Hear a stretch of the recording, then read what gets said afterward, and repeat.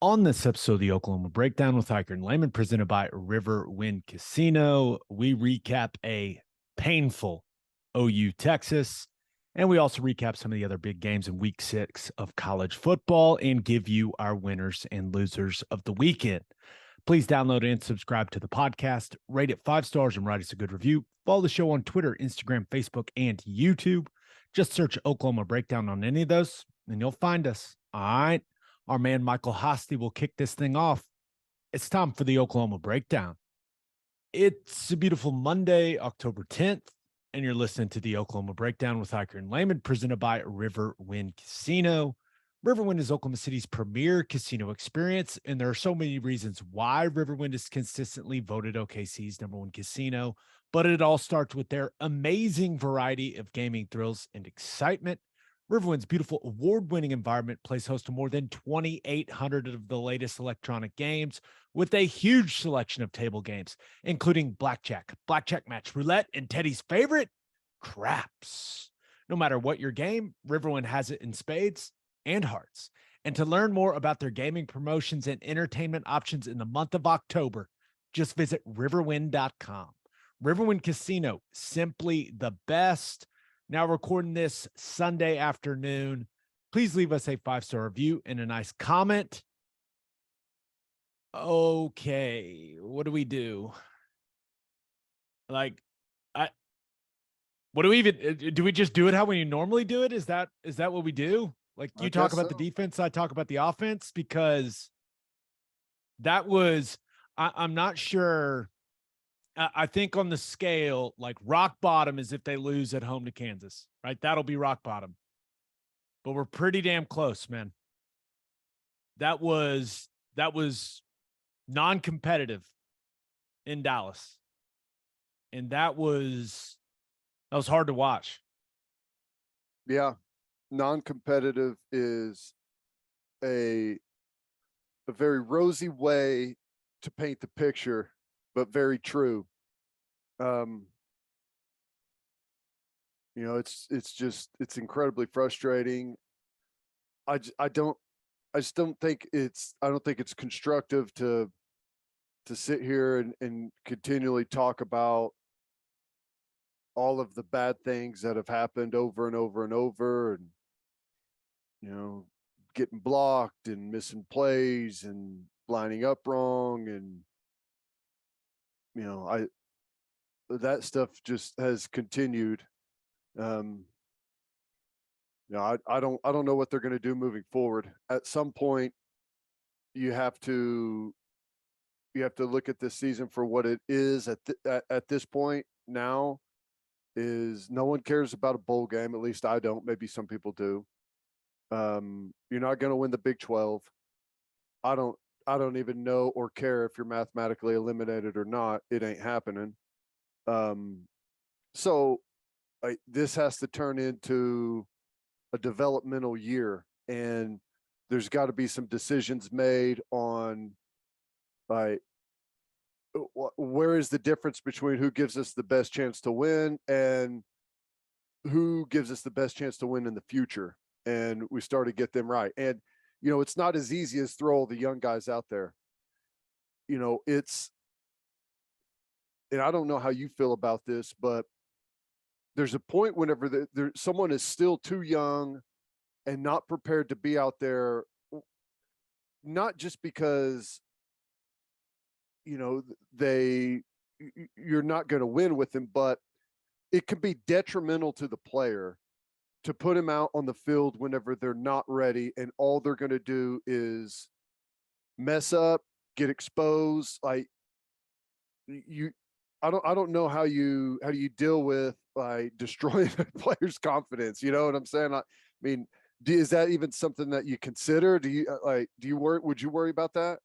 Yeah, no, I'm with you. And, we'll talk about the game, I guess, but I feel like we're just going to repeat a bunch of the same stuff we've been talking about the last couple of weeks. Now, offensively, I have some thoughts. Yeah. But as far as moving forward, right? Because I think that is the best, that's like the question now is, how do you move forward if you're Brent Venables and this staff and these players, because you've gotten your ass kicked 3 weeks in a row. The last 2 weeks have been just not even close, man. I mean, not even competitive football games. I mean, you lose 49-0 to your rival, and it could have been 60-something to nothing if they wanted it to be. I think you're right. I think all of the goals and when you play at Oklahoma, the goals are pretty simple. Beat Texas, beat Oklahoma State, win the Big 12. And if you do that, if you're in the playoff, then you're in the playoff, right? Yep. Those goals, now they Bedlam, right? Still at the end of the year, you can still check that off maybe. But all of your goals are out the window. They're gone. And so now the question becomes, how do you handle that? How does the staff handle it? Right? This has to be, there's a lot of successful guys on this staff that have won a lot of football games, right? Mm-hmm. And, I'm interested to see how they handle it as well. But the players, that's what you worry about. Like, how bad is it going to get? Right. Like, what's the locker room like? What's the mood like? Has the finger pointing started? But I'm with you, man. Start playing some young guys. Start building towards next year. I can't believe I'm saying, there's 6 games left in the season. But like you mentioned, start building for the future. Who really cares about this year? Now, like, I care. A lot of people care. I know the players care, like the coach. I know people care, but you have to shift now with how the season's gone. Like, you have to shift your goals and what you're trying to get out of the 2022 season. And it seems like building the best team you can for 2023 and the proper way to go about that, like, that should be the new goal, right? Yeah. Yeah. And I will say something, like,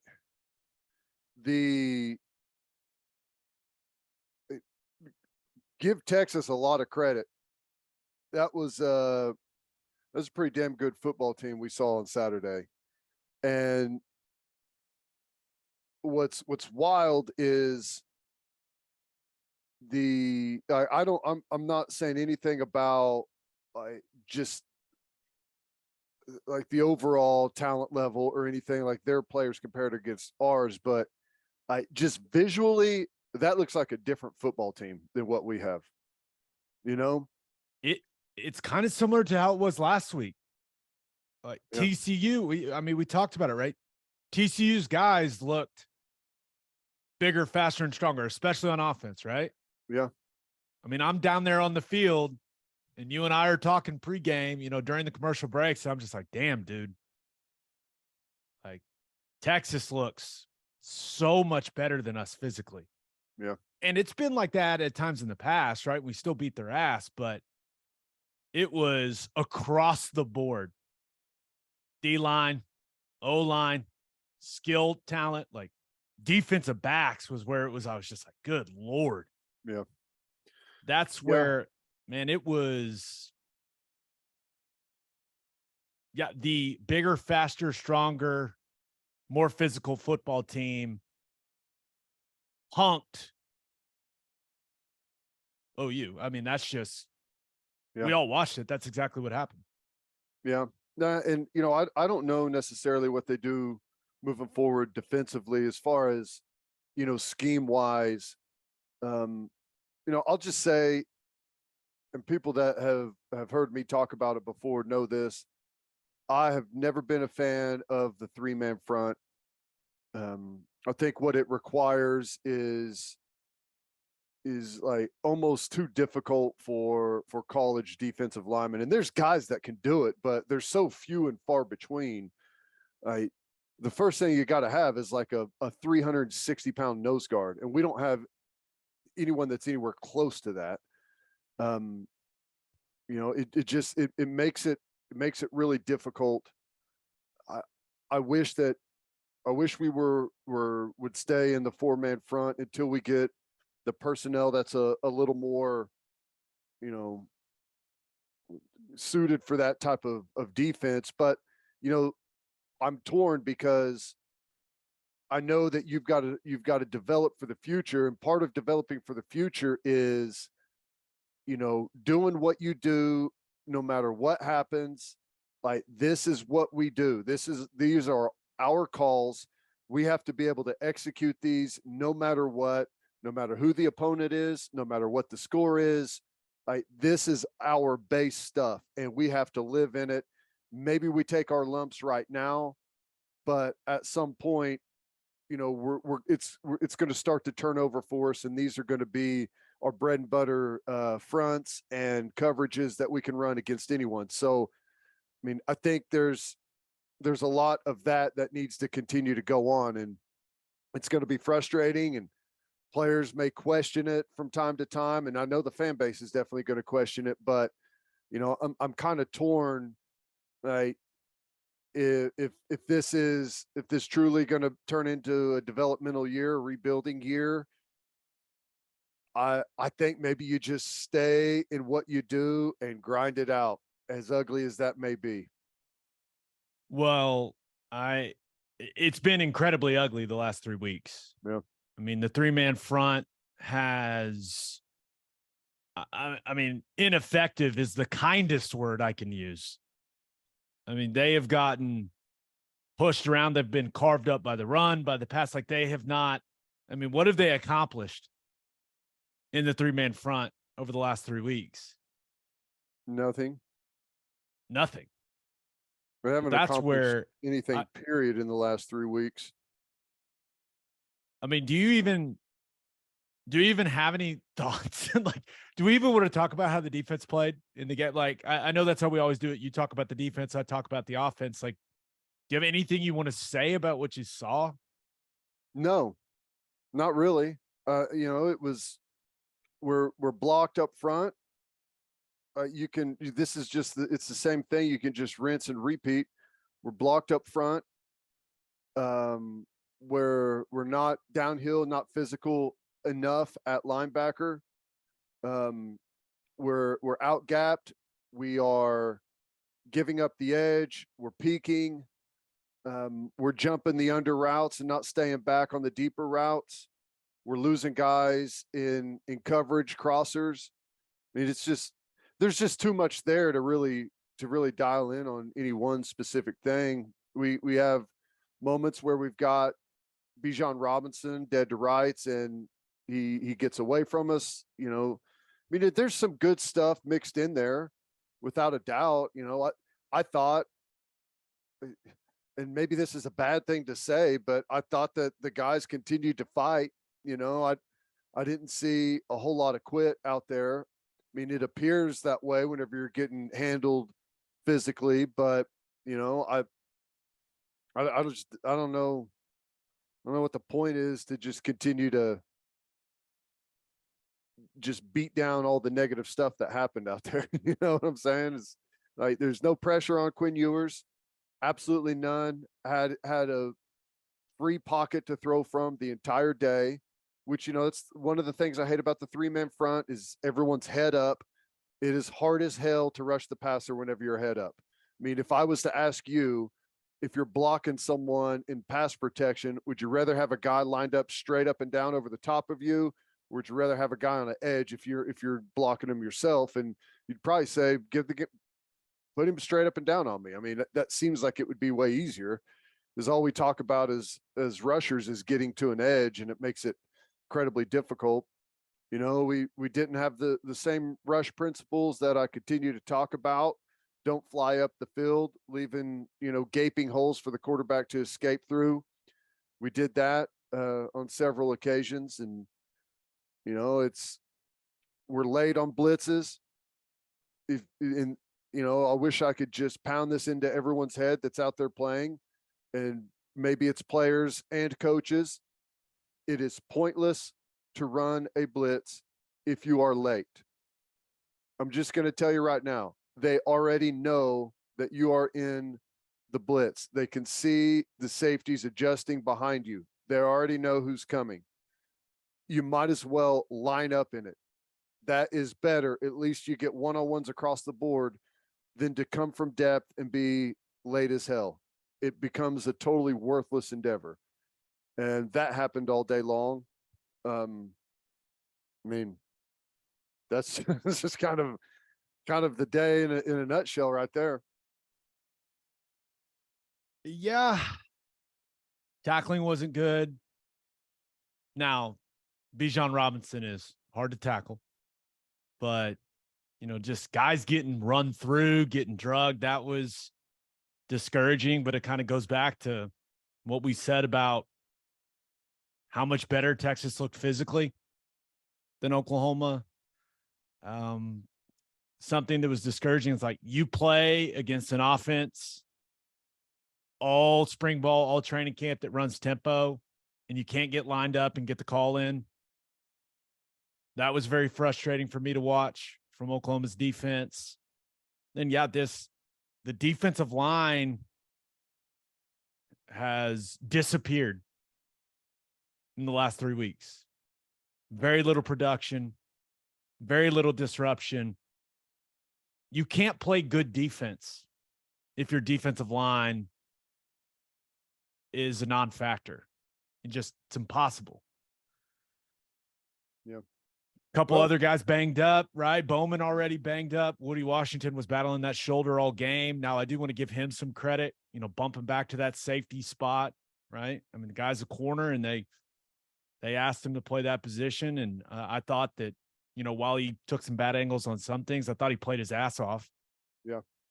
No, he did. And that's, I saw a lot of good fight from everyone. We played some more different guys out there defensively that made some plays. It's just, we're a long way away right now from playing as one. We're so limited in depth. We're limited in depth at inside backer. We're limited in depth at some of the secondary positions. There's not a whole lot of guys to rotate through, but I think you'll probably start to see some of the younger guys get out there on the field a little bit more. They were out there in the fourth quarter at times yesterday, and you saw some good things. You saw some things that you expect from young guys. I mean, that's how it's going to go. But they got to start to dip their toes in the water, get used to it, because moving forward, that's the future. Anything else? I mean, yours was good, but like you mentioned, I mean, there's a lot of quarterbacks that are going to play well when you have zero pressure and you feel comfortable all game. Right? But thought he was impressive. You got anything else? I feel like this is when you talk about the overall mood of the podcast, this is the low point. Yeah. In the history of this podcast. So it is, I don't know, man. The defense has fallen off a cliff. I can't explain how or why it's fallen off a cliff. I understand we're playing better teams. I get that. But they're not that much better. You know what I'm saying? I mean, it's not, I don't know. I don't know how this has happened. I don't know where the disconnect is. I don't know. All I'm saying is I wish I could go help. That's, I mean, I hate just, being stuck where all I do is talk about it. And, I don't know. It's frustrating. I think we're all kind of there. Like, we all wish we could help. Like, if there was a way we could help, I think we all would do it. Yeah. But ultimately, it's up to the staff and those players, and everyone that's, has a hand in that program when it comes to the day-to-day stuff, I mean, we're just the radio and TV guys now, man. I know. And I don't enjoy coming on here and talking about how bad they played. It's just what you have to do. I mean, these last two games have just been, I mean, we can talk about the depth, the lack of the depth, the rebuild. It shouldn't be this bad, though. I agree. I mean, there's enough talent. There's enough depth. It shouldn't be this bad. So that's what I'm trying to figure out. It's like, why, especially defensively, like, why is it this bad? And you would know better than I don't have any answers, man. I don't have answers either. I wish I could. I wish I knew. I mean, there's a bunch of things that I would do differently, but I always go back to the same thing. The call and the front does not matter. And I know people get all upset about that. Like there's got to be something to point the finger at. The 3-man front sucks. Well, you're going to see the 3-man front from almost every single team in this conference, right? And they're going to all defend Texas way better than what we just did. So you can't just point and say it's the 3-man front, right? Well, we should play tighter in the secondary. We should play further off. We should play man-to-man. We should play zone. Like, you have to play the call. I've been on a bunch of different defenses. At the end of the day, they all do almost the same thing. Every team is a little bit different. The gaps may be a little bit different.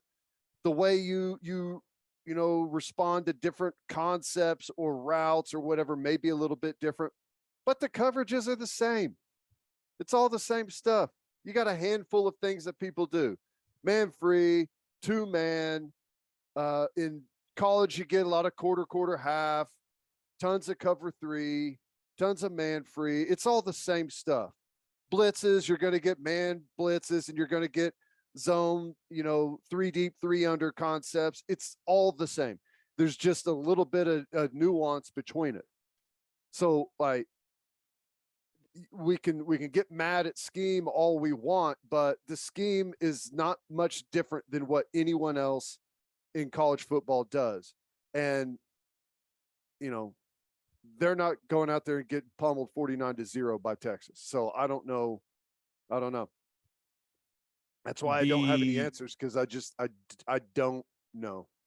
I think one thing is clear, and you and we've talked a lot about the importance of confidence on here many times, and how powerful that can be for a player and for a team. It works in the other way also. Yeah.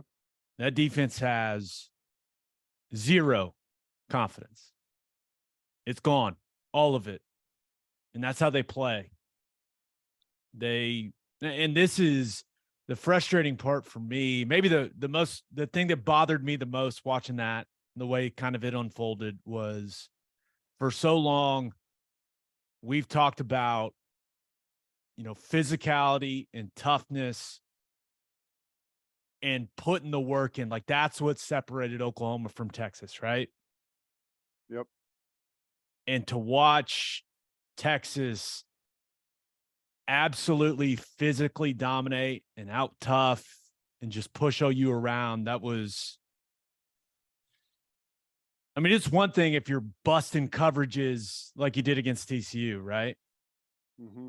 But this game, it was just, I mean, it was a physical assault, bro. Like, that's why my attitude, like, this is the low point. TCU was one thing, but this is the low point, because there aren't these just huge mental busts where you're like, oh, they handed them touchdowns. No, this was 8-play, 9-play, 12-play, 7-play drives where they just shoved it down their face and they couldn't do anything about it.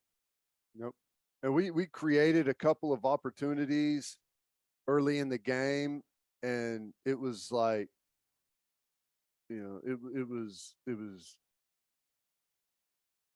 like you said, you created some opportunities, but you just did not have the physical ability to take advantage of them. Offensively, you couldn't move the guys. Defensively, you couldn't stop the guys from moving you. And whenever that's the case in a football game, there's just not a whole lot that's going to keep it from happening. And Texas figured it out really quick that they were going to dominate the line of scrimmage on both sides. Anything else you want to say about the way the defense played? Nope. Okay, let's get to whatever we just watched on offense. So leading into the season, we talked a lot about how things could get a little dicey if Dillon Gabriel went down at any point. But man, I'll be honest, I never thought it would lead to what we watched on Saturday. And this is one thing I truly believe in. It goes for the offensive staff and the defensive staff, but just talking about the offense, I believe the coaching staff wanted to win that game. I believe they wanted to win that game. I think it's safe to say that, Ted. Mm-hmm. The fact that they decided that offensive game plan was what they had to do to give them the best chance to win that game is alarming as hell. Now, I don't know if they planned on doing that much of the Wildcat stuff. What are we calling it? The Willis Cat? Sure. The Willis Cat? I don't know if they planned on doing that much of it, but that's what they ended up going with. Like, Bevel he didn't look like he belonged on the field, man. It was, if he wasn't making bad decisions, and I hate to put it all on him, but it's like, it starts with the quarterback. I mean, the guy couldn't throw a bubble. I know.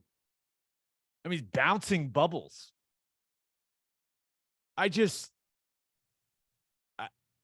How is there not a better option than that? That's my thing. And I know we saw Evers there at the very end, and he bounced one, and I was like, oh my gosh. But I don't know how it's that bad in that quarterback room. It's not like Jeff Lebby doesn't know what he's doing in there, man. And Lebby, they put together some creative stuff with that Wildcat stuff, man. I mean, some stuff I really like. I actually think they'll carry some of that forward with how creative. And I mean, it really put the defense in conflict at times.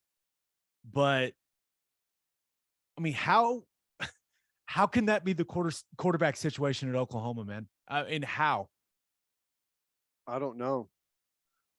It's. I mean, they had to run a grade school offense. I know. We could not. We attempted to throw the football down the field, I think, twice the entire game. One of them was Mims. He threw it out of bounds, and the other one was almost the Hail hit me. Mary. It was like 6 yards out of bounds. Almost hit me. I think those are the only two times we threw the ball down the field. I could be wrong. There may be another one in there, but you can't win a football game that way unless you're, have the number one defense in the country, which we know we do not. Yeah, and that's what happens whenever you've had so many quarterbacks transfer out, right? Gosh, just think of the amount of guys that have transferred out. They're playing all over the country right now. Caleb Williams, Spencer Rattler, Tanner Mordecai, Chandler Morris. They're all over the place. Right? That quarterback room has been run through. And we weren't able to, like, Dillon Gabriel coming. Can you imagine if he hadn't? What would we have done then? I have no idea. It's Dillon. I know people were frustrated with some of the things Dillon Gabriel had done leading up to this point, but my goodness, he looks like Joe Montana, after what we saw on Saturday. I just don't know. And once again, Levy and that offensive staff, they see those guys every day. But the fact that they went with Bevel, what the hell does that say about Booty and Evers? Yeah. I Well, mean, and you Evers have is to a young remember. guy. Like, so.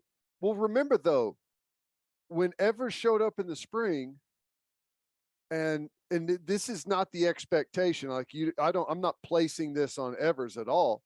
But when he showed up in the spring, it took them about 5 seconds to say, we've got to get in the transfer portal for quarterback right now. Right. Yeah.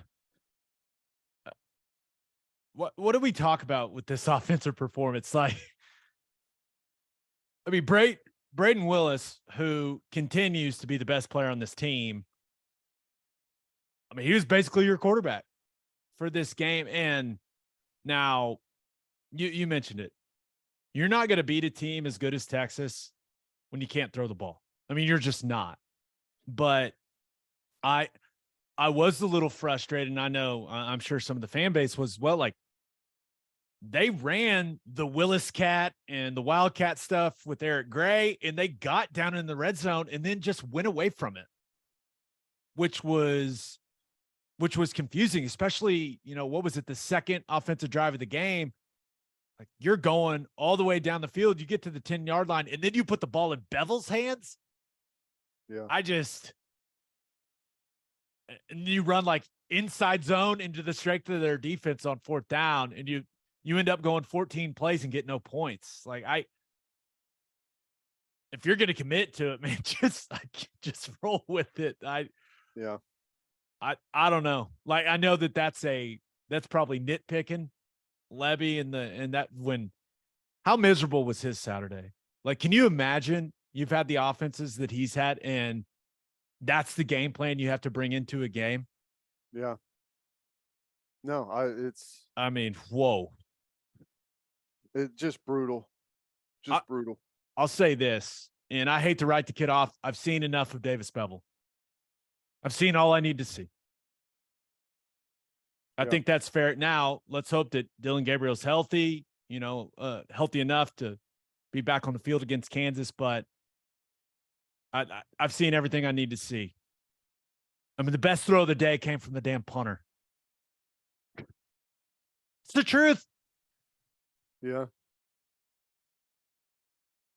I mean, I guess we can keep talking about what some of the stuff we saw on offense. I mean, Eric Gray. The good thing is, fully expect Dylan Gabriel to be back. Yeah. Yeah. I think that, we assumed that he was not going to play. He didn't play, but him going through all the warm-ups and stuff and, being out there on the sideline makes you think that he should be all good for Kansas, but I just don't know. I just don't know how Oklahoma ends up having to run that offense in a football game. And once again, the staff, they're seeing it every day. I mean, it couldn't have been easy, them going, yeah, this is what we're going to have to do. Like, that had to be a terrible feeling, but I don't know. But running back wise, thought Eric Gray did some nice stuff in the Wildcat. Clearly the jump pass was brutal. I mean, I don't know what else to say it, but and that was another situation. They kind of had a nice drive going, and they come up with no points. Yeah. I don't know what the miscommunication was there. Maybe you just thought that Braden Willis is going to be wide open, and it didn't play out that way. But man, when you watch that on replay, God, it's bad. It's a tough watch. Yeah, it's probably one of those where, in the scout look all week, it probably popped open every time, right?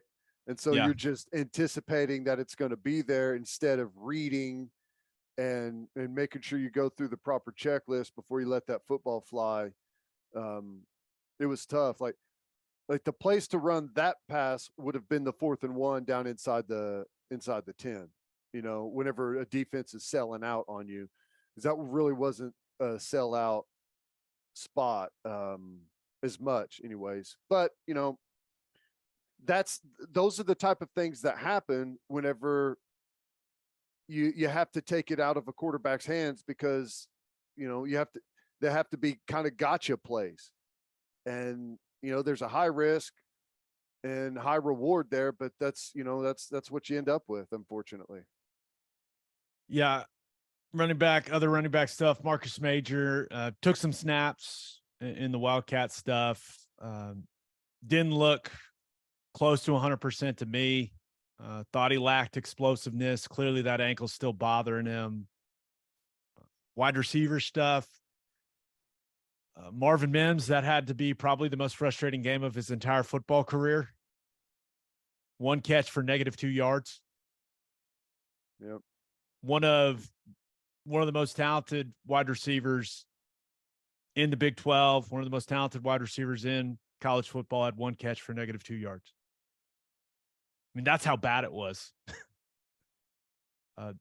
Farouk, I mean, led the team in rushing. Like, that was the best play. The direct snap to him, right? That stuff, that was the best stuff they did. The GT counter action with the zone, full zone away, right? To him, that was their best play. Yeah. And early in the game takes a massive shot to his shoulder, and that's something to keep an eye on moving forward. He did not look like that shoulder was feeling very good the rest of the way. Theo Weiss, we barely saw him on the field, right? Because of the personnel grouping that they were going with. So I cannot imagine how frustrating that was for Oklahoma's wide receivers. It's a talented group. And they were basically, other than Farouk getting, playing some running back, essentially, they were a non-factor in the game because the quarterback couldn't throw the ball. Yep. I know it's frustrating for those guys. You can see it in their mannerisms and how they're kind of carrying themselves out there. But, hopefully we're back to traditional offense this week with Dylan Gabriel, and those guys are going to have a little more action. I think that one of the things that has to happen moving forward is we have to have more ways of getting Mims involved in the game plan. Right. And I know we go to him quite a bit whenever Gabriel's healthy, but we need more. Just different ways of getting him the football, keeping him engaged, keeping him energetic, and that happens whenever they feed you the rock. No doubt. Tight end. I thought Daniel Parker was very up and down. I mean, if you're gonna say you're this tough guy that loves blocking, you better bring him more on split zone, man. I'm telling you, and I hate whenever we call guys out individually, but like, he straight up turned that shit down. Turned it down. And you know what that means whenever you say someone turns it down. But that's what it was. It's the only thing I can say about it is he straight up turned it down. And I know he's better than that. I know he's physical. I know he's tough. Like, I know the game. I know the scoreboard doesn't reflect what you want it to at that moment. But that's on film now. Yep. And whenever he watches it, I know he's going to be really frustrated with himself. I hope he's frustrated with himself, because that is not good enough. That play specifically is what people will pull up whenever they're talking about Oklahoma this year. And like, what do we think of them physically? Look at this. Like, this is a straightforward play. It's split zone. Everyone on the field knows what's coming. You're going backside with the defensive end. Here it comes. Like, are you ready to get down or not? And whenever you turn it down like that, people are going to pull it up and say, this is where Oklahoma is right now. It was unfortunate.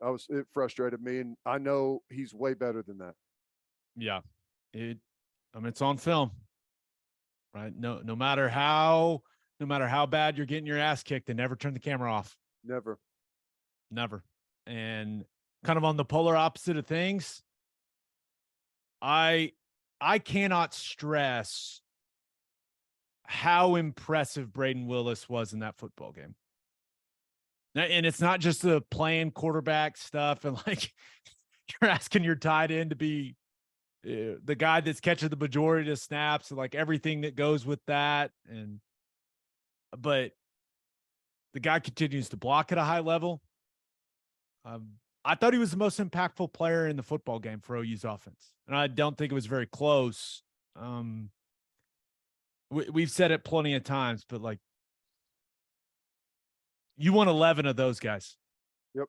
He plays one way, Ted. And it didn't matter what the score was. I mean, they're down 35-0. He's playing one way. Like it matters to him. Yep. Like he cares.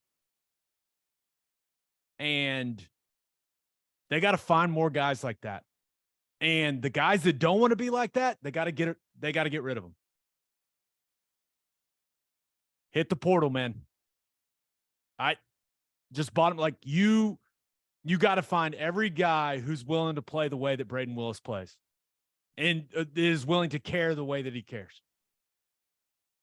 He wasn't perfect, but man, like you turn it on late third quarter and he's still flying around trying to pancake guys. Like the guy plays one way.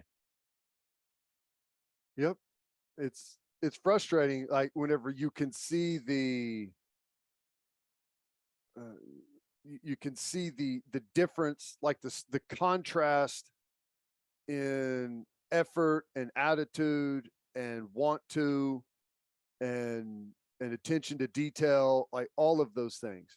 Like you said, it's not perfect and it's never going to be perfect at any level for anyone ever, but just go out there and go 100 miles an hour. Like each individual play is going to decide the outcome of the game, because you never know if it's going to be the one that does ever. You never know if it's going to be the block.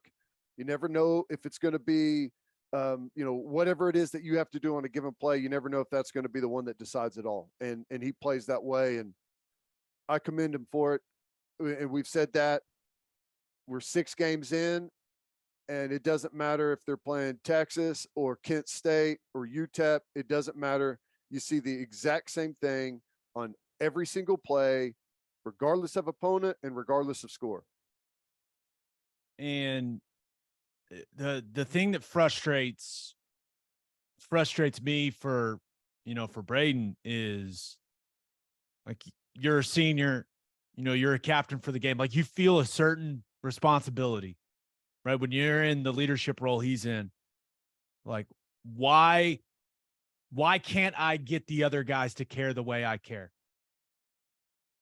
And ultimately, like football's a team game. It's the ultimate team game. But it is a team game that depends on individuals being invested. You can only do so much as a leader. Braden Willis can't make the other guys care as much as he does, as much as he wants to try. He can't do it. You can't make another guy care. They got to figure that shit out on their own. And there's a lot of guys on that offense that need to look in the mirror and say, okay, how invested am I? What does it mean to me? So I'm frustrated for Braden because I'm sure he feels a heavy sense of responsibility, but ultimately he can only do his job. Right. That's football. Like, do your job. That's all you can control. Control what you can control. And just try to drag the other guy's asses with you. And it's just, he can't do it. The other guy's got to figure it out, man. I'll just finish up a few offensive line thoughts. No offensive lineman had a winning grade for me. Anton Harrison looked banged up. Did not have much explosion out of his stance. Now, I respect him for playing, right? Thought he battled pretty good, though, at the point of attack. Just, not as dominant as you want, but the guy's playing hurt. McCade Matoyer, he played the way I've come to expect him to play. Bunch of stalemates, covers a bunch of guys up. not getting much movement, especially against the size and athleticism that Texas had on the interior. Rain, I mean, he had some rough moments still. I mean, he did, and we knew that was going to happen with the interior DL they had, but kind of like the fight he showed, and he actually showed some glimpses of the player he can be. Actually had some snaps. He's playing with good leverage, good bend in the knees, good arch in the back, good flexion at the ankles, hands inside, grabbing it. I was just like, wait, what is this? Look at him. He's blocking someone. He's blocking a talented player. So if I can take those 3 or 4 clips and say, hey, do this, that would be great. Chris Murray, the guy always plays with physicality, but his lack of length really showed up in this game. It got exposed. Texas defensive line, just longer arms, knocked him back. Playing at or behind the line of scrimmage in some instances, just, that's not what you want to see, but that's kind of a result of his physical limitations. And then Wanya Morris, once again, out there playing hurt, respect it.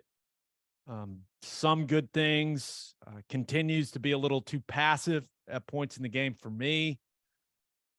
Had some loafs on my grade sheet, which I am not a big fan of, but altogether held up pretty well. So you got anything else with what we saw on offense, man? No, I thought there were some times like to hear what you thought. I think Wanya Morris looks really good on some of those pulls. Yeah. He looks athletic, getting around the corner and stuff. And I do echo what you say about some of those wildcat schemes. I like some of that. Hopefully we keep it in the game plan.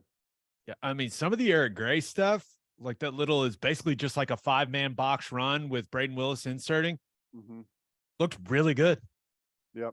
They can do that with Dylan Gabriel out on the field. Like, they should carry some of that stuff over. They really should. It was a nice changeup. Yep. I think it's good. It's super easy to install. Not a whole lot you can do defensively against it, especially if the quarterback remains out there on the field. Like, you never know when they're going to break the huddle and line up in that. And you've got to cover down on the guys that are out there on the field. You can't just leave them totally wide open. But yeah, I hope some of that stuff stays in for sure. Just a few more thoughts. It's not really on the game, but I think you and I both, we believe in Brent Venables. We believe in the program and where it's headed. You can say, like, you feel good about the trajectory. You feel good about where the program is headed.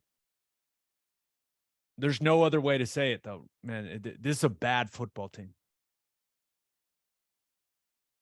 It's a bad football team that is underachieving. And you can blame the coaches. You can blame the players. It's everybody. Hell, blame the radio guys. I don't give a shit. It's bad ball. And they're getting embarrassed on the field. Like, something's got to change. Because I'll tell you right now, Kansas is coming to Norman. They think they're going to win. I know some guys inside that program. I already got Kansas alums texting me, telling me how they're going to whoop our ass. How did we get there? Like, how are we here? So that is where I don't know what's next. Like, you got half the season left. There's a lot of ball to be played. Start planning for the future, whatever that looks like. Like, if you got to play Savion Bird and see what he can do, or Jake Taylor, or Jacob Sexton, play him, man. Play those guys at guard. If you need to see more Javonte Barnes at running back, play him. Gibson, Anderson at wide receiver, play him. Some of the young guys defensively, play him. Like, now I know there's the red shirt rule, but what is there to lose now? I mean, can't believe I'm saying that. It's just where we're at. Nope. Yeah, there's no doubt about that. I think that a lot of times, in order to actually take a real deep look at yourself and see where you are and make a decision on, like, what you want to do moving forward, you have to hit rock bottom. And like you said, like 49-0 to Texas is feels like rock bottom. But if you drop 4 straight and lose to Kansas at home, I think you will have finally found it. And you have to do. I think there's a lot of skeletons in the closet, and there's a lot of ugly things that have been hiding maybe in plain sight with that program. And I think a lot of it comes from the amount of steady success that we've had over the years. And you reach a point to where you feel like you're entitled to 10 wins a year. And, I don't know where they're going to come, but we will be handed 10 wins a year from our opponents. Well, it's not the case. And there's a bunch of new shiny toys up there and a lot of good things going on in that program. But that is all there because of people before you. That's not there because of you. It's there because of what people before you did. So I think every now and then a little reset isn't necessarily a bad thing. And it's easy to say that now that we're in the middle of it. You never want to say that going into year. It's like, yeah, we'll reset a couple years from now. Like we're poised for something special right now. But now that you're in it, this is where you start separating the Braden Willises from the everyone else's, right? And see who's left. Right. Okay. Let's get to call your shot. And we've kind of addressed mostly everything that we got from these responses, but Nick Miller chimed in, said, I'm just wondering why we didn't try a different QB. Nick, we did. They were just, one was a tight end, a couple were running backs. Yeah. We had more guys take a snap yesterday than we've had maybe in the last 30 years. Yeah. But yeah, I mean, we talked about it. It's hard to understand how it's that bad. I mean, it really is. This other one comes from KC Sooner, who said, from the head coach down, everyone talked about how the players were 100% bought in. Was that just coach speak, or is there something much deeper that's wrong in the locker room? That's the one that I've really had to grapple with, that I don't know. I don't think Venables is lying whenever he says that everyone has been bought in. Like he says, I thought we were going to have pushback. I thought we were going to have a lot of pushback, and we haven't. It's been great. These guys have been great. So I'm trying to, it just doesn't marry up with what we're seeing on the field, and I don't know why. I wish I had an answer, but I don't know why. One of the theories out there is that they practice too hard. They're too worn down. Good teams practice hard. Go watch Bama practice. Now, I'm fully aware Oklahoma does not have the roster that Alabama has. I get it. But good teams practice hard. That's it. Bottom line. Yeah, I've been to a bunch of practices. I've yet to see one practice that was ever anywhere as hard as any of the practices that I had whenever I was at Oklahoma. And I know that was a million years ago, but I refuse to believe that is the case. Right. And at that time, no one had the compression shorts to wear and the full staff catering to every single nutrition need that you have, and tracking your sleep and tracking your GPS. None of that was there. And somehow everyone managed to make it through just fine and be able to play their ass off on Saturday. So I know that's a theory, but it's one that I would like to wad up and burn and never see or hear again. That is, I think that is kind of a narrative that is developed that you and I just are not going to jump behind. Good teams practice hard. This just in. Football's hard.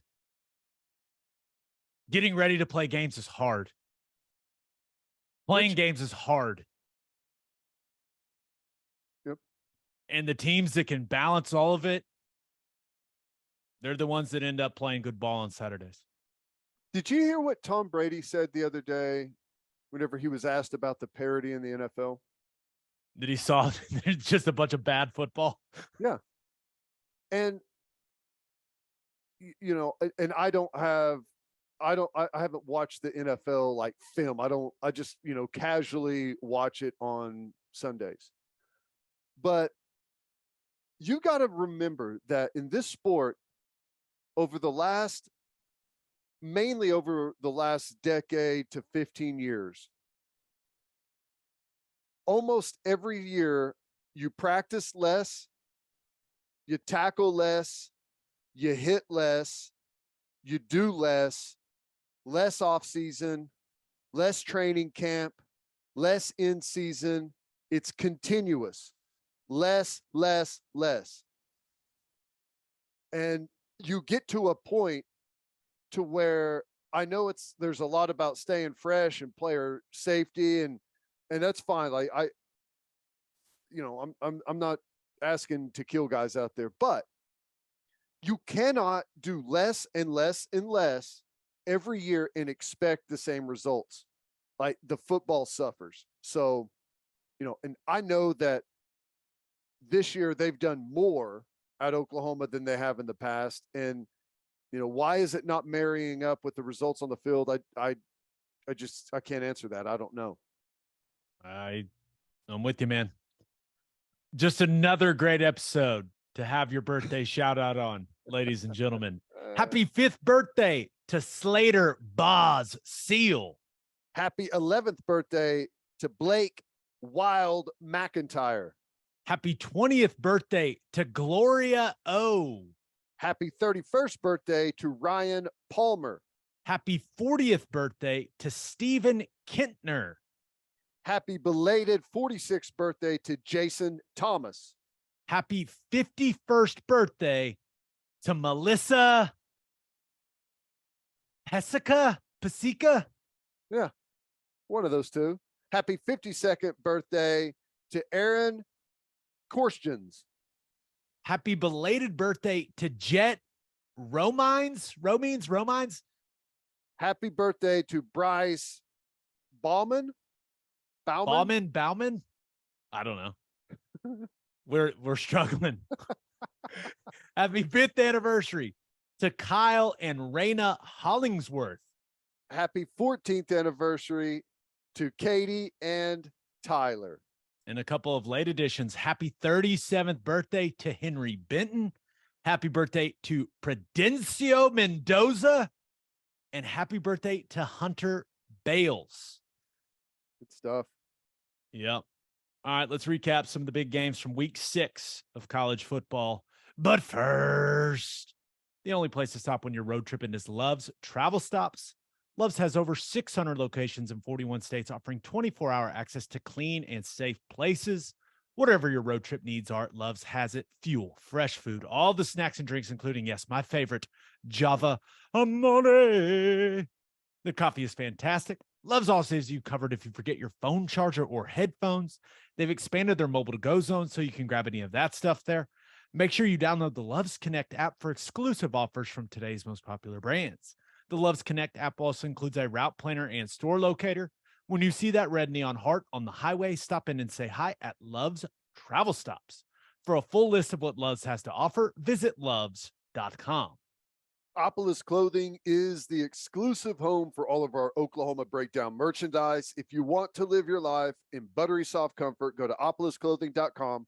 That's OPOLIS clothing.com. Use promo code TED, TED, for 10% off your entire order. You still get a discount on all of the OU and OKC Thunder gear as well. That's opolisclothing.com. Use promo code TED for 10% off. Buttery soft and 10% off. And make sure you send your kids to Bishop McGinnis Catholic High School. Bishop McGinnis Catholic High School has a long tradition of educational excellence. With a 12-to-1 student-to-teacher ratio, no student is overlooked. Bishop McGinnis's college prep curriculum offers 22 AP courses, There are numerous clubs and organizations for students to join, and as a proud member of the OSSAA, there are 14 sports offered. If you want to provide the best possible educational and spiritual development for your children, contact Bishop McGinnis Catholic High School or visit bmchs.org. Remember, financial aid is available. All right, week 6, college football recaps. Let's start with TCU at KU. The Horned Frogs go and get it done in Lawrence. They win 38-31 in what was an awesome football game. Watch this one on Sunday, man. A bit of a defensive struggle in the first half. You were probably really enjoying that first half, Ted. And then you just had some situations early in that game. That fumble by Jalen Daniels at the goal line, that was obviously a big play in the game. Instead of going up 7-3, give the ball back to TCU. They go 99 to go up 10-0. But then Jalen Daniels goes down, and it was one of those moments where I was like, oh, well, that's kind of the game. But Ted, Jason Bean, he had other ideas, man. Dude, he made some throws. Now, he played really well, for coming off the bench in a moment like that and replacing a guy that, up until that point, the entire country thought was the whole team. The last couple of weeks have been impressive in a defensive battle against Iowa State where they didn't score in the second half, won that football game. Now they lose their star player, and they got a guy come off the bench and make some of the throws and some of the plays that he made. That was impressive. Yeah, and he played a lot for him last year, right? People remember that name, Jason Bean. But plot twist. Turns out a backup quarterback can actually play good football and can throw it well. That can happen. And must be nice. Must be nice.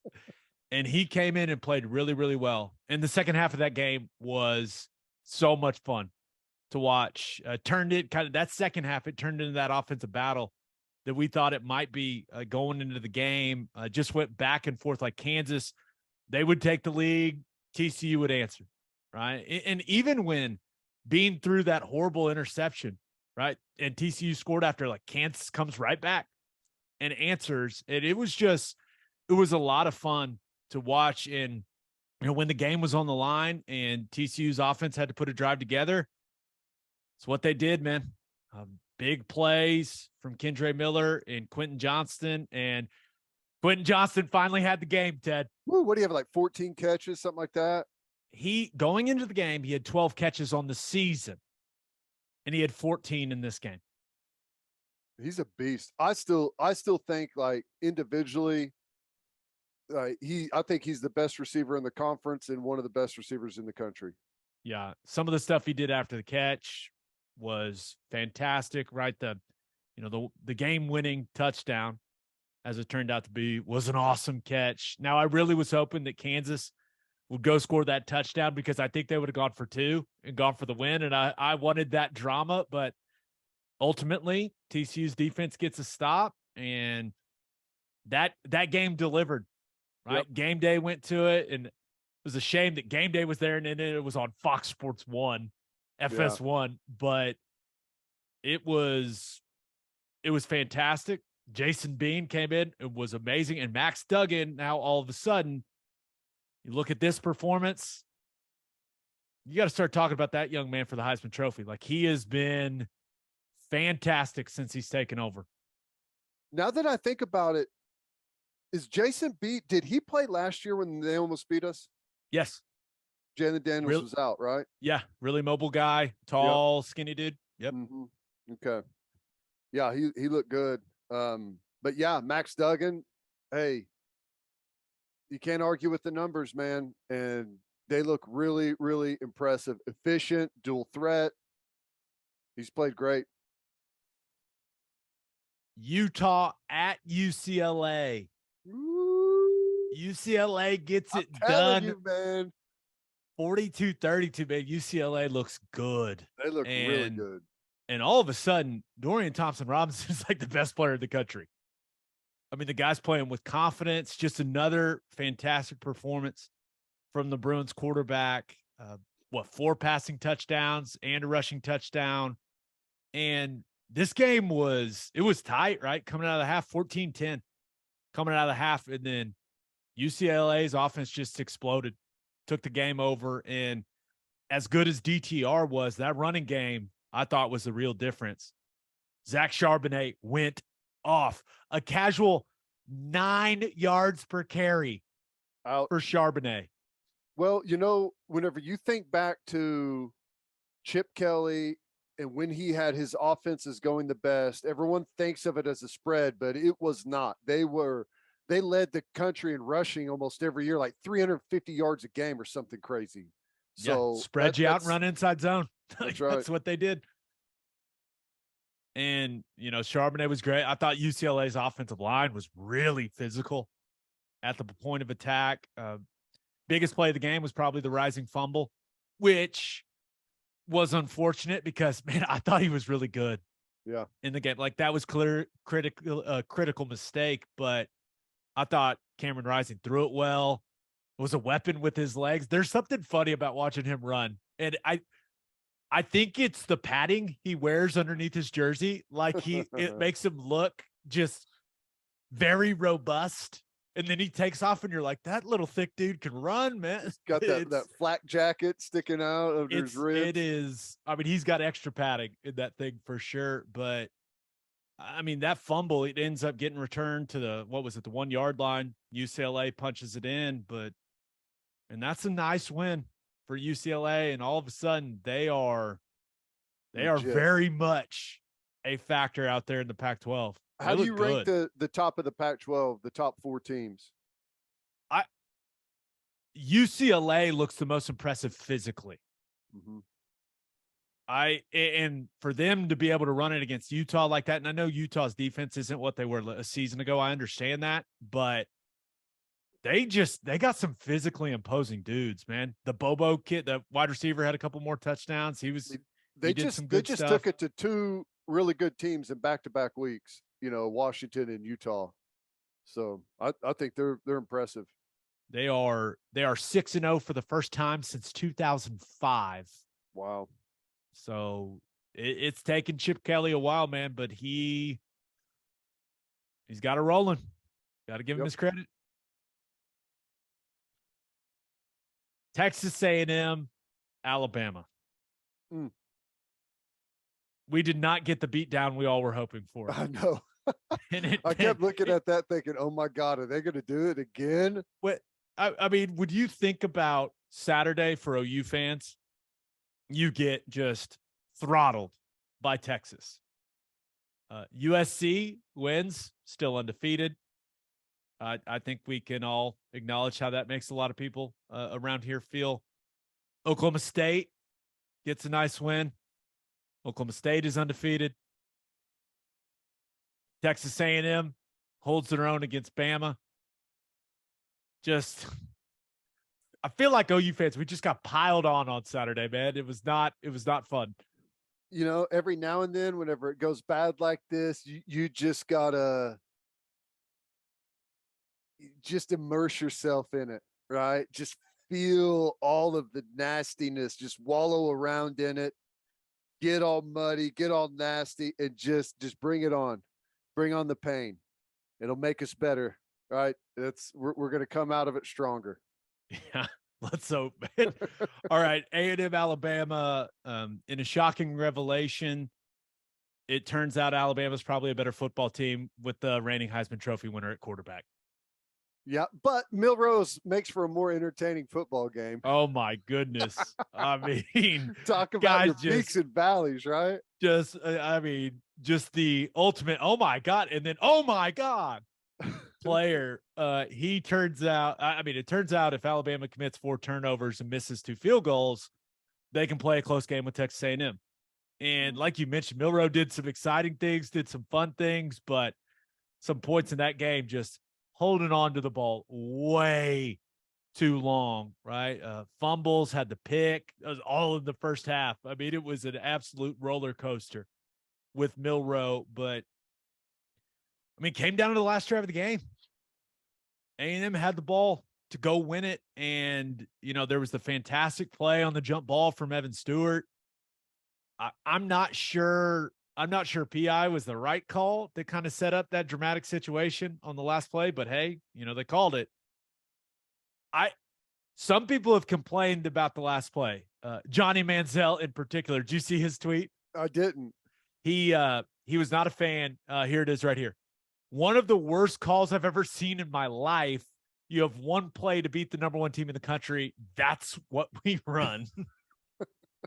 So there was that. But I thought Evan Stewart, I'm pretty sure it was Evan Stewart there, the outside wide receiver, like he ran a good route. Haynes King was just like an hour late with the football. Yeah. I don't know what he was doing. It's like he's there. If the ball's on time, Texas A&M wins that game. I believe that. But the dude, it's like he had to see Evan Stewart get open first before he let it go. I was like, throw the damn ball, kid. You got that split second window to fit it in there before it's too late. Oh man. I, for one, though, am glad he waited too long to throw the football. If A&M would have beat Bama, I can't live in that world. I can't. That would have been, you talk about making a bad day even worse for OU fans. Oh, my goodness. A couple other things on that game. I hate the way Haynes King throws. It's nothing personal against the kid. I just really dislike watching him play football. I'm not a fan. I'm not. If you liked punts, go check out the first quarter of this game. Who would you rather watch, Haynes King or Petrus? Haynes King. I'm out on Petrus. So out. But the other thing is Jahmyr Gibbs is fun to watch, man. Whew. Yeah, he is. Explosiveness. Once he sees the hole, man, I thought he was really good for Bama. And there was some runs where I'm just kind of on the couch making random noises like, oh. Yeah, I was like, wait, what am I doing? But he was fun to watch in that game.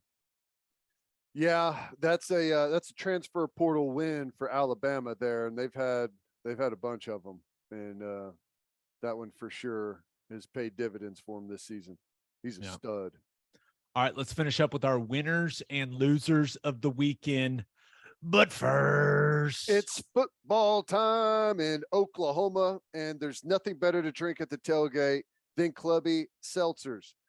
Clubby Seltzers is an Oklahoma company that is already winning national awards because their product is delicious. It tastes exactly like a club seltzer.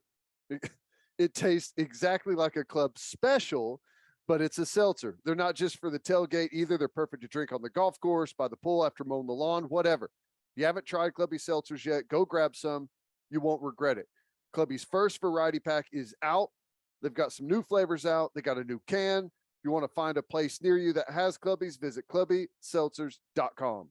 And attention business owners, you need Insurica in your life. Insurica is one of the country's largest insurance brokers with 30 offices throughout Oklahoma, Texas, and the Southwest. Insurica is able to customize programs by accessing the latest information from many insurance carriers. They compare and contrast coverage offerings and pricing in order to design a cost-effective, comprehensive program to meet your business's specific needs. Insurica's clients become best-in-class businesses by working with Insurica's team of advisors to manage risk. Purchasing insurance is only one way to protect your business. Best-in-class businesses win by avoiding a loss in the first place. If your business partners with Insurica, you'll save huge amounts of money and take back control of your total cost of risk. I'm an Insurica client, and you should be too. If your business wants to be best in class, connect with Insurica at Insurica.com. That's INSURICA.com. As always, Ted, kick us off. Who do you have as your winner of the weekend? I had to go with Major League Baseball, and I know we had a lot of college football stuff going on and NFL today, but Major League Baseball absolutely delivered with some awesome drama. We got a game 3 tonight, winner take all, with the Mets and the Padres. The Cards go down to Philly, but it was cool to see Albert Pujols and Yadier Molina, their farewell together. Both those guys had some hits there in that game. Cleveland has a walk-off home run in the 15th. Now they're going to go on to face the Yankees in the ALDS. And then the comeback, Seattle comes back at Toronto, down 7, have a 7-run comeback there and stun Toronto to move on there. So it's been awesome. Playoffs have absolutely delivered so far for Major League Baseball. Yeah, some people were wondering how the 3-game wild card series would go. Pretty good. Been pretty crazy. Been pretty good. Did you see? I watched some of that Guardians game, which, oh my gosh, it was like scoreless in the 15th or whatever it was. Have you seen their pitching stat line? Yeah, they gave up 1 run.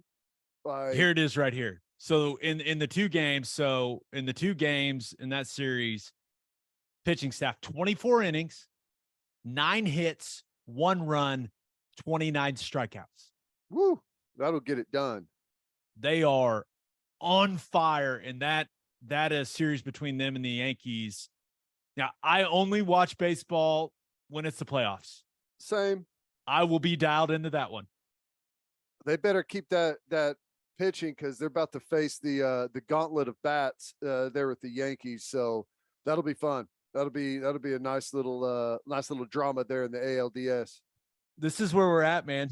This is where OU football's driven us to baseball. To baseball. What is happening, bro? Oh, this is awful. All right, who do you have as your loser of the weekend? I had to go with Draymond Green. Oh my gosh. Now, this whole situation, it's been crazy, heard about what went down, and then the video leaks. And to anyone that doesn't know, Draymond Green, Jordan Poole, like just at a practice, get into it. Draymond Green, you could see him which the video leaked, and I don't know who leaked it or what, but they probably got paid a ton of money by TMZ. I would guess. I would assume some low-level video person leaked that, and they have zero regrets because Draymond Green is probably a huge asshole to them. No doubt. No. Or they may be like Jordan Poole. Maybe both. Probably both. Yeah. Probably both.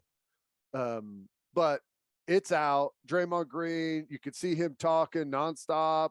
And I don't know what the history there of that is. And he goes over, gets in his face. Jordan Poole pushes him, and then he delivers an all-out overhand right and connects. But, I'm kind of torn on this, which I hate Draymond Green. There's some things about him that I respect, but there's more hate than there is respect. But this is interesting to me because this is not a unique situation. Stuff like this happens a lot. Not a lot, but it happens. And the video getting out is going to get everyone all kind of up in arms about it and how horrible it is. But I mean, this is kind of a fairly routine type of thing between teammates at times. Fights in practice is routine. A guy knocking another guy unconscious because he barely shoved him, I wouldn't say is exactly routine. Especially a guy that you're a lot bigger than. Yeah. I mean, and that's Draymond Green's whole aura. Now, he's one of the better defensive players, whether people want to acknowledge it or not. He's one of the best defenders we've seen in the NBA in a long, long time. And that's why he's going to be in the Hall of Fame. But his whole thing is yes, he holds his teammates accountable and he's extremely demanding. It looks like he's awful to play with, but it's it was always him protecting his guys. That was his role, right? And now people see him differently, I think. It looks exactly like we all would expect him to be, right? And he claims that the video is shown the way that it's shown to make it look worse than it was. I saw that quote and I was like, dude, the guy kind of shoved you. He's way smaller than you. And you unloaded as hard as you could and knocked him unconscious. And he's pushing you because you got up and it's not like he went to you, you both went at each other and he pushed you, signaling, all right, here we go. Well, you walked all the way down to him and got in his face, and he's pushing you to say, get out of my face, get away from me. Like 100% instigated and brought on by Draymond Green. Now, physically, I don't know what the verbiage was going on between the two guys and what that history is there, but just from watching that clip, it's apparent to anyone that the entire thing is caused by Draymond Green. Yeah, and you see where he has stepped away from the team? Yeah. My favorite thing that there's a lot of basketball players that are just really, really pissed off that the video got leaked. That's it. They haven't addressed anything about, Draymond Green knocking the absolute hell out of Jordan Poole. It's just like, whoa, who did this? Who put it out there? And it's like, listen, man, if you're gonna it's 2022. If you're going to knock a guy out in practice, video might get out. Well, I don't know. Could you tell if that was practice video or was that surveillance of the court? It kind of looked like practice video to me. Yeah. Just from the angle and the quality. I don't know, but it was not a good look for Draymond Green. Now, I will say it's an impressive punch. Yeah. I think, you and I, we both have a certain opinion of basketball fights. That was the best punch I've ever seen from a basketball player. It's nice to finally see an actual fight take place, I will say. I wish it was more of a mutual conflict, but there you have it. Yeah, it's going to be interesting to see what happens with him. It's like, I feel like, and maybe you're different and can convince me otherwise, but Draymond Green's done a bunch of really good things in his career. He's won a lot of big games, been a part of some really important runs, but this, I feel like is what's going to stick with him. That video. I think he'll always be remembered for being, the anchor of those defenses of all those championship teams. But yeah, I don't think there's any doubt that it will change the perception that a lot of Warriors fans has of him. I'm not sure how much it changes the perception of, other NBA fans. You know what I mean? Well, it validates all the hate that he's ever gotten. And there's always been the pushback from Golden State fans that it's rooted in the right place. And, he's a team guy and he's always there for his teammates and he just wants to win. But now it's like, you can't, whether that's been the truth or not all this time, you're not going to be able to convince anyone of it ever again. No. And I loved it. It was Chris Haynes who was kind of doing most of the reporting on it before the video came out. It was like Jordan Poole. There was this build up. He deserved it almost is kind of how it felt. And then we all saw the video and we were like, no. No. And I guess there's been a history between those two, verbally in practice and stuff. Michigan State, man. Yeah. I don't know, but I don't know how he goes back into that locker room. I guess he's already apologized to the team and to Jordan Poole and Jordan Poole's family and his family. Now, I don't know if that means he did it via text message or how that was actually carried out, but supposedly he's already done all that. I still wonder anything internally. Do not expect him to miss any games because of suspension. Yeah, no. The NBA has been pretty hands off with that stuff. They usually just let teams handle it. But yeah, man, probably a long weekend for Draymond Green. Long weekend. All right, let's get to my winner and loser. But first, First Fidelity Bank is a full-service financial institution based in Oklahoma with tailored solutions for all your personal and business needs.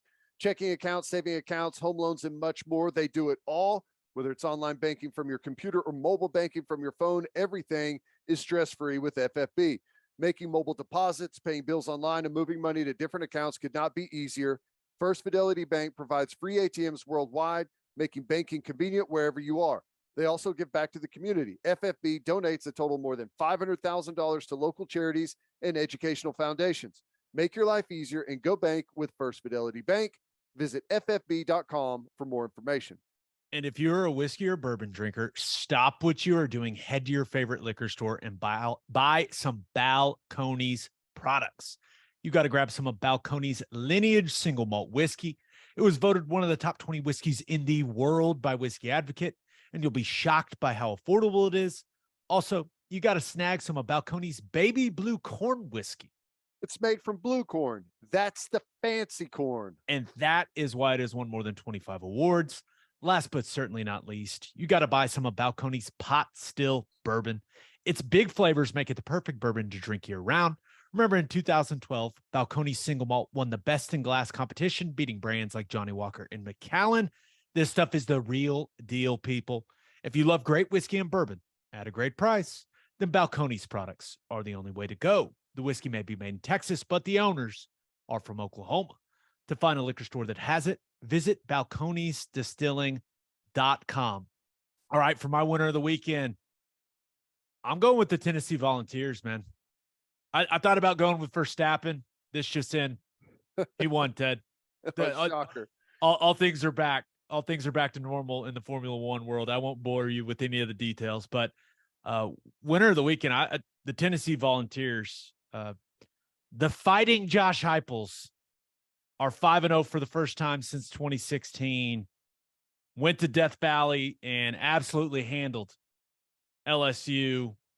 Death Valley doesn't quite hit the same at noon Eastern. Yeah. That 11 a.m. Central kick, that not as an intimidating as intimidating, if I could speak. It's not as an intimidating of an environment. Yeah, it's not. If you can happen to play on the road in a early kick against LSU, you've won the lottery.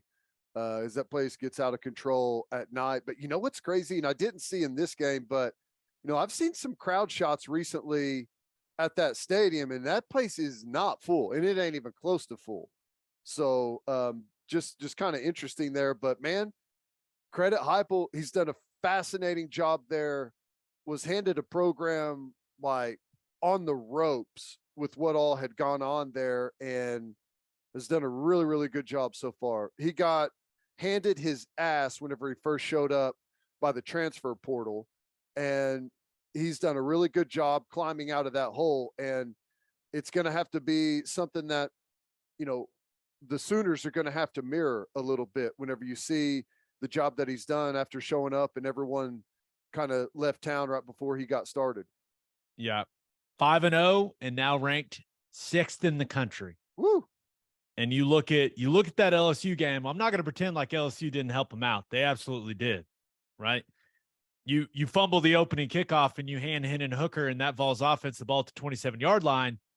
That is not an ideal to start, not an ideal way to start a football game if you're LSU. But Hendon Hooker, man, he was great again. Threw it well. I really like the balance we saw from their offense.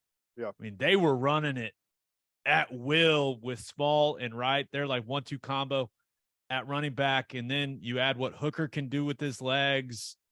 Some of the big plays from their wide receivers. They didn't have Cedric Tillman, and it'll be interesting to see when their best wideout comes back. But Jalen Hyatt, how about Brew McCoy, man? Hype's got Brew McCoy like he is resurrected. Brew McCoy, 140 yards receiving for that dude.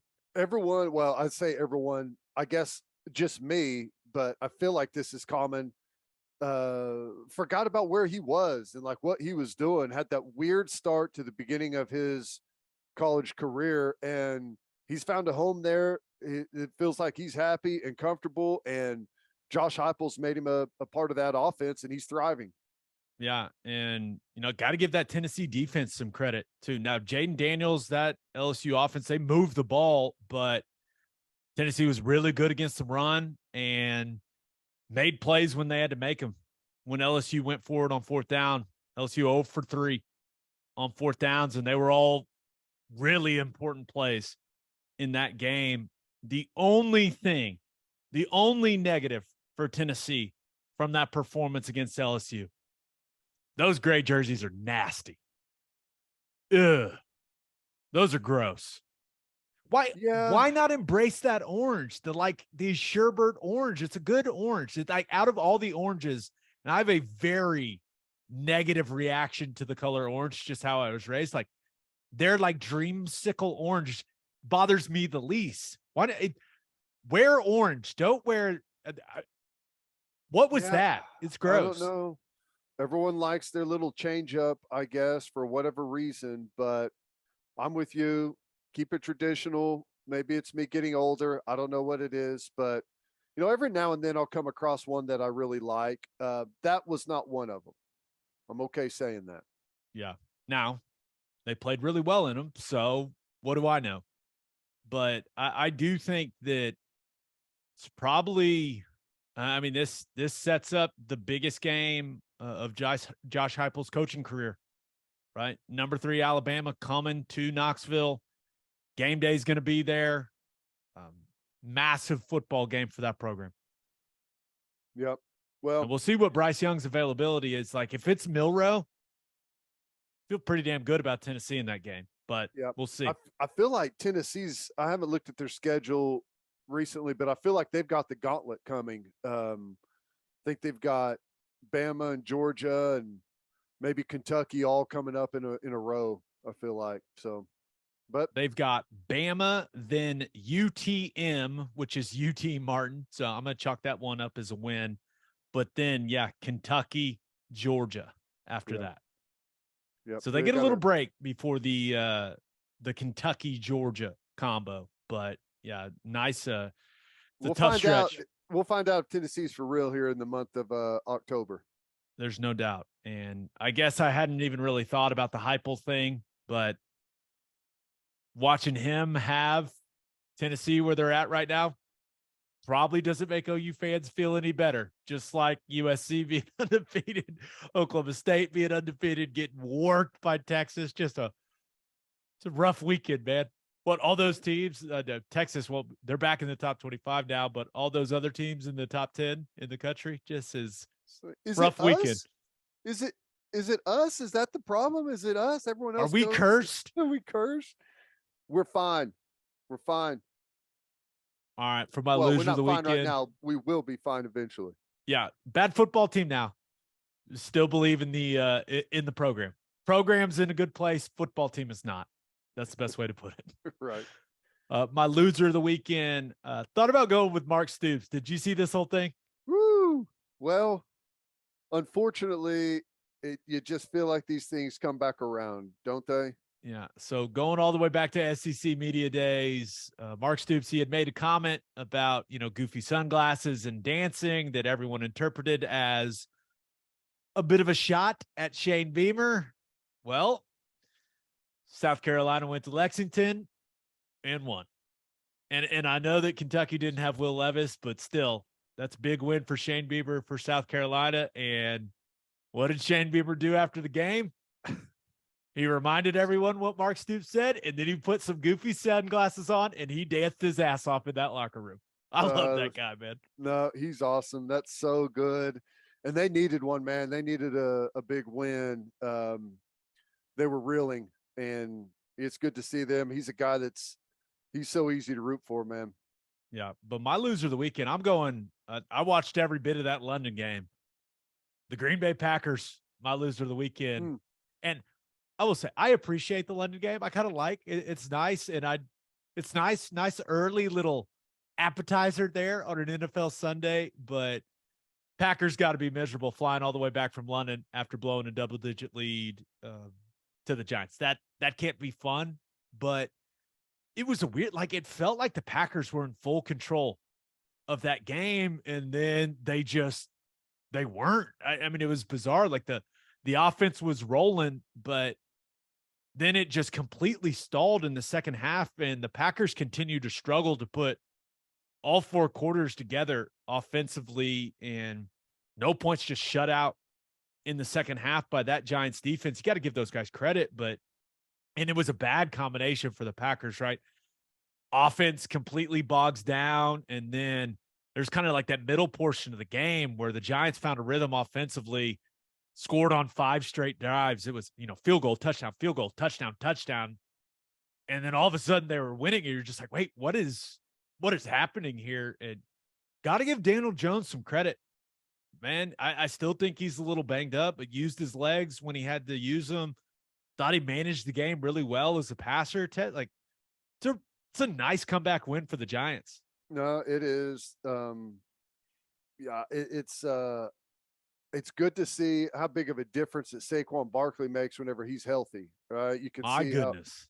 How dude is still a stud. I mean, he'd kind of fallen off the radar for a while after some injury issues, but he's back in a big way, and he helps him out a ton. Yeah, hey, the Giants, man, I'm not going to act like they're for real or anything, but you know, they've got an opportunity there in that NFC East. It doesn't feel like it's a juggernaut driven division this year. 4-1. Daboll, 4-1. And, you know, a couple things from that game. You mentioned the Saquon Barkley. Some Wildcat stuff there for Saquon Barkley. It worked well. I mean, it worked. There was a couple plays in that game where you just like, oh my gosh, this guy. He's in the open field, and you're just like, oh my goodness. They also had the double reverse pass that wasn't thrown, right? Bellinger, the tight end, just kind of ends up plowing his way into the end zone. That play was fun, but I will say Green Bay, their offense, I enjoy. Aaron Rodgers, his ability to just get the ball out of his hand quickly and just like flick it all the way to the sideline on like some bubble or quick screen is just it's like mesmerizing to watch. Yeah, he's still incredible, and he's getting up there in age, and he still makes some of the most unbelievable plays, and he makes them a lot of times. He makes it look totally ordinary, which is what's his specialty. The only thing I'm not sure what he's doing with his hair. You know what I mean? Like I'm kind of torn on it. I want to let the man live his life, but I don't know. I don't know how I feel about it. He has somehow pulled off, like, he's the rare multi-millionaire that if you didn't know who he was, you could mistake him for a homeless guy.